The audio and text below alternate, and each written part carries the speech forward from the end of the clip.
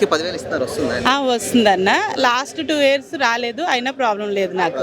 అంటే ఇంట్లో ఉన్న వాళ్ళకి ఆపేస్తున్నట్టు. అది షాప్ ఉండాలి అన్నారు, అందుకని. అంటే అది కూడా మంచిదే కదా, అందరం ఇంట్లో మిషన్ చూపించేసి ఉంది అంటే అది వేస్ట్ అయినట్లే మనీ. నిజంగా కష్టపడే వాళ్ళకి ఇవ్వాలని ఆయన ఉద్దేశం. సో నాకు రాకపోయినా ప్రాబ్లం లేదు. ప్రధానంగా ఈసారి ఈ విశాఖ ఎంపీగా ఎవరు పోటీ చేస్తున్నారు తెలుసా అండి? మన ఝాన్సీ గారు, టీడీపీ నుంచి అండి, భరత్ గారు. భరత్ గారు. ఈ ఇద్దరిలో ఈసారి మీ గృహిణులు టైలర్స్ అందరూ ఎవరు కోటేసి గెలిపించబోతున్నారు? అంటే టైలర్స్ అనే కాదు కానీ జగన్ అన్న తరపున ఎవరు వస్తే వాళ్ళకి వేయాలని మెయిన్ మా హౌస్ వైఫ్స్ అందరూ అనుకుంటున్నాము.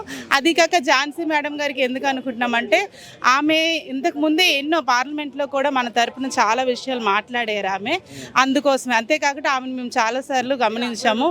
ఆమె యొక్క భర్త ఉన్న ప్లేస్ విజయనగరం, అక్కడ మా అక్క వాళ్ళు ఉన్నారు, వాళ్ళ పరిపాలన అది అక్కడ కూడా ఎలా ఉందో మేము చూసాం. కాబట్టి అదే వ్యక్తి మా ఏరియాలోకి వచ్చి మాతో ఉంటారంటే మాకు చాలా సంతోషం. కాబట్టి ఖచ్చితంగా మేము ఆమెనే గెలిపించాం. అంటే భర్తను కాదని ఝాన్సీ గారికి ఎందుకు ఓటేయండి? అంటే భర్త లోకల్ అంటున్నారు, లేకపోతే భర్తకి ఇక్కడ విద్యా సంస్థలు ఉన్నాయి, వ్యాపారాలు ఉన్నాయి.